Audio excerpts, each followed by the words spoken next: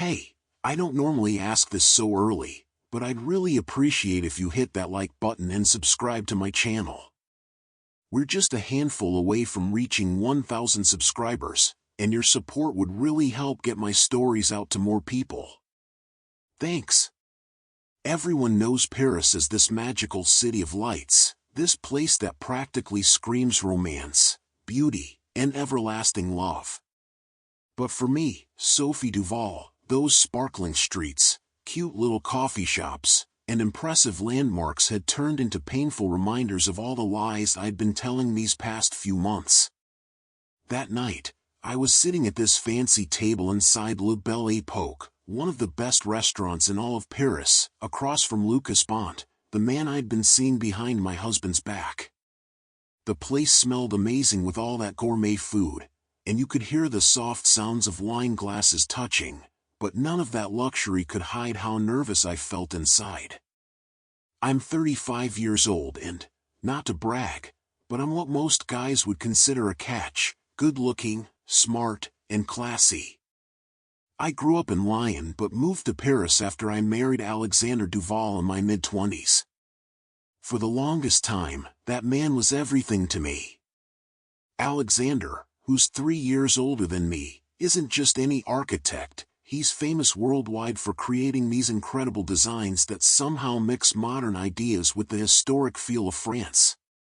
Our relationship happened so fast.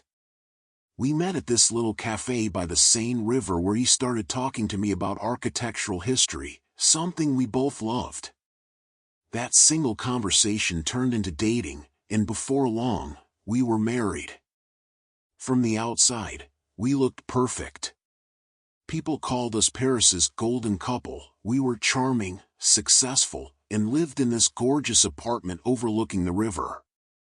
Our life seemed like something out of a magazine. Expensive trips to the south of France, weekends hanging out with artists and intellectuals, and throwing these elaborate parties at our place where Alexander's architectural models and designs were displayed all over the walls. But underneath all that, I was getting restless. The excitement and passion that made our relationship special in the beginning had faded into this routine. I felt trapped by Alexander's demanding career and this perfect image we had to maintain. That's when Lucas Bont entered the picture. Lucas is 42, a businessman with this rugged charm that just doesn't fit in the corporate world.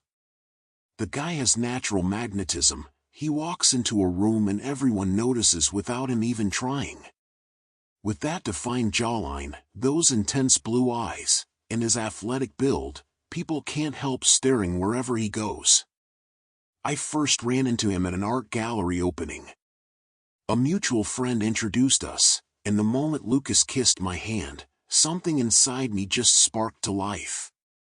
He was completely different from Alexander in every way, daring and spontaneous and exciting, while my husband was always so thoughtful and calculated. Where Alexander planned everything out, Lucas just went with his gut. It started innocently enough, flirty conversations over champagne, playful teasing at parties. But it didn't take long for things to get deeper. I found myself craving time with Lucas, desperate for the thrill and unpredictability he brought to my life. Then one night, after too much wine and too many lingering glances, our flirtation turned physical. The guilt ate at me, but I couldn't stop myself. When I was with Lucas, I felt alive again, like I'd rediscovered a part of myself that had been buried under the weight of my marriage. So the affair continued for months. I lived this double life, carefully balancing being Alexander's devoted wife while sneaking around with Lucas. I knew it was wrong, but the thrill was addictive. Alexander was always working so much that he seemed too distracted to notice, at least that's what I thought. That night, as I sat across from Lucas at Le Belle Époque, something felt off. The evening had started like usual, flirting over expensive wine and perfectly cooked food. Lucas was in a great mood, laughing and chatting about his newest business deal. But I sensed this tension I couldn't explain. Lucas leaned back in his chair with that cocky smile of his. "You're quiet tonight, Sophie." "Everything okay?" he asked, reaching over to brush my hand with his fingers. I forced a smile. "I'm fine, just thinking." "About what?"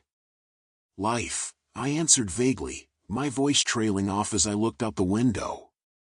The streets of Paris were busy with nighttime activity, but instead of feeling the usual comfort from the city, I felt exposed, like the walls were closing in around me. Lucas raised an eyebrow, but before he could ask more questions, my phone, sitting next to my wine glass, buzzed. I glanced at the screen, expecting an email or text from a friend, but the name that appeared made my blood run cold. It was a message from Alexander. My fingers shook as I unlocked the phone, my heart pounding. The message was brief but hit me like a punch to the gut.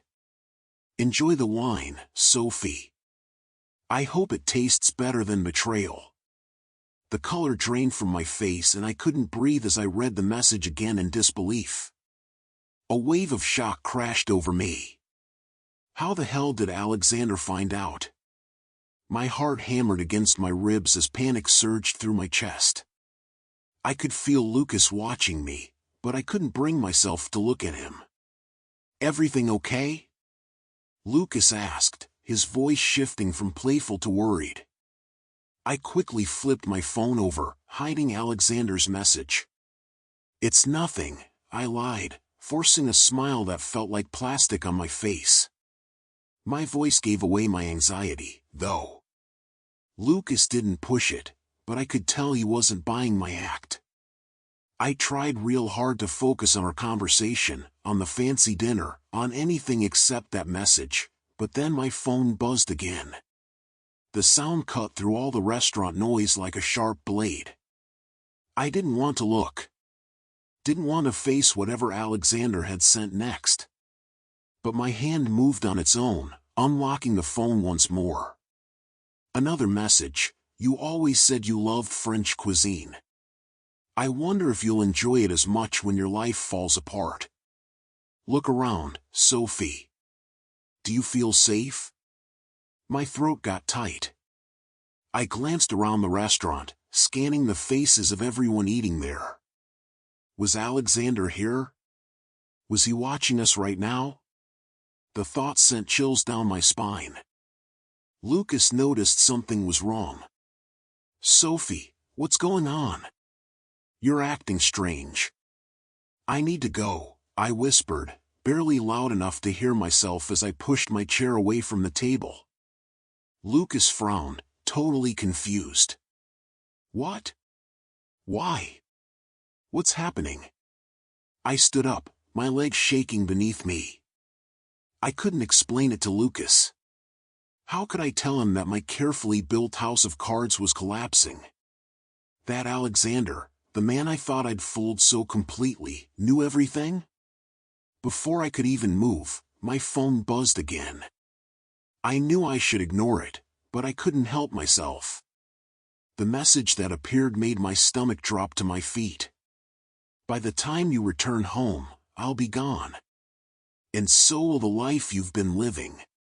Consider this your last meal as Mrs. Duval Bonatti." Tears filled my eyes as Alexander's words sank in. He wasn't bluffing. He knew about the affair, and he was leaving me. All at once, the reality of what I'd done came crashing down. I had lost Alexander. I had lost everything. Lucas stood up, alarmed by how I suddenly changed. "Sophie, talk to me. What's going on?" But I couldn't speak. My throat was closing up, my chest tight with fear and regret. Without another word, I turned and ran out of the restaurant, my heels clicking against the marble floor as I pushed through the doors into the cool night air. The streets of Paris were quieter now. The busy crowds from earlier had thinned out as the night went on. I walked quickly down the cobblestone streets, my mind spinning with emotions. I couldn't go home. I couldn't face an empty apartment and the reality of what I had done. I had betrayed the man who had given me everything, and now I was left with nothing. I wandered without direction through the city, my tears blurring the lights from street lamps and store windows. Memories of my life with Alexander flooded my mind, our wedding day, the trips we took together, those quiet mornings just lying in each other's arms. How had it all gone so wrong? I always thought I could have it all. I believed I could love Alexander and still have my thing with Lucas without any consequences. But now I realized how stupid I'd been. I had taken Alexander's love for granted, assumed he would never find out, never leave me. But now I was alone, and the worst part was knowing I had nobody to blame but myself. I found myself standing at the edge of the Seine, staring out at the dark waters reflecting the twinkling lights of the city. The river, so calm and peaceful, seemed to mock me. Everything in Paris had once felt like a fairy tale, but now it all felt empty and cruel. My phone buzzed again, breaking the silence. I hesitated before looking at it, my heart sinking as I read the final message from Alexander. Goodbye, Sophie. I hope you find what you're looking for.